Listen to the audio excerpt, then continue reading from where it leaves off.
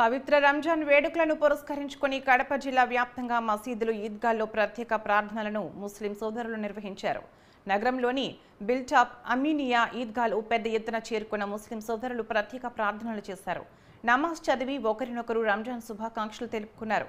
ఈ కార్యక్రమంలో అమీన్ పీర్ దర్గా పీఠాధిపతి అరీఫుల్లా హుసేని, ఉప ముఖ్యమంత్రి ఆమ్జద్ బాషా, టీడీపీ పొలిట్ బ్యూరో సభ్యుడు శ్రీనివాస్ రెడ్డి పాల్గొన్నారు.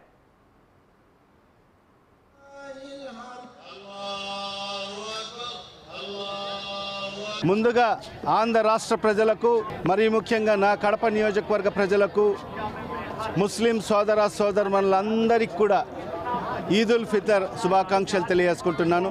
మరి ఈ పవిత్ర రంజాన్ మాసంలో మరి గత 30 రోజులుగా ప్రతి ముస్లిం సోదర సోదరులందరూ కూడా మరి ఎంతో నిష్టగా ఉంటూ 30 రోజులు ఉపవాసాలుంటూ దీక్షలుంటూ మరి 5 పూట్ల ప్రార్థనలు చేస్తూ, మరి అదే కాకుండా రంజాన్ యొక్క ప్రత్యేక ప్రార్థనలు, తరావీ ప్రార్థనలు చేసుకుంటూ, మరి తహజ్జుద్ ప్రార్థనలు చేసుకుంటూ, మరి ఇలాంటి ఎంతో నిష్టగా మరి ఈ 30 రోజులు గడిపి మరి ఈరోజు ఎంతో ఉల్లాసంగా, ఎంతో ఆనందంగా ఈరోజు భారతదేశ వ్యాప్తంగా ఈరోజు ఈదుల్ ఫితర్ ఎంతో ఘనంగా నిర్వహించుకోవడం జరుగుతుంది. మరి దాంట్లో భాగంగానే మరి ఈరోజు భారతదేశ వ్యాప్తంగా ఎక్కడ చూసినా, ఏ మసీదులో చూసినా, మరి ఏ ఈద్గాలో చూసినా కూడా మరి పెద్ద సంఖ్యలో ముస్లిం సోదరులు ప్రత్యేకమైన ప్రార్థనలో పాల్పంచుకోవడం జరిగింది.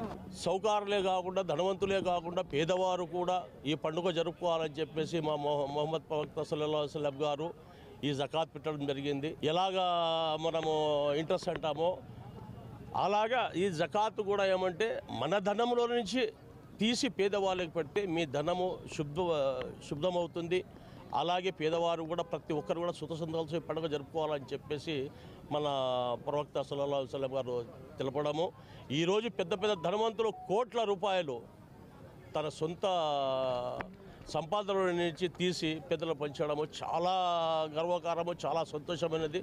ఆ పంచేటప్పుడు కూడా అతను నేను డబ్బు ఖర్చు పెడుతున్నాను అని అనుకోకుండా, ఇది పేదవారి హక్కు, నాకు ఇది దేవుడు నాకు సంపాదన ఇచ్చాడు కనుక ఇది పేదవారికి నేను ఇస్తున్నాను అని చెప్పేసి ఆ పంచేటప్పుడు ఆయన ముఖం మీద సంతోషం కూడా ఉంటుంది. అలాగే 10 మందికి ఉపయోగపడుతుంది కనుక ఈ జకాత్ చేయడం జరుగుతుంది. మరొక్కసారి ఈదుల్ ఫితర్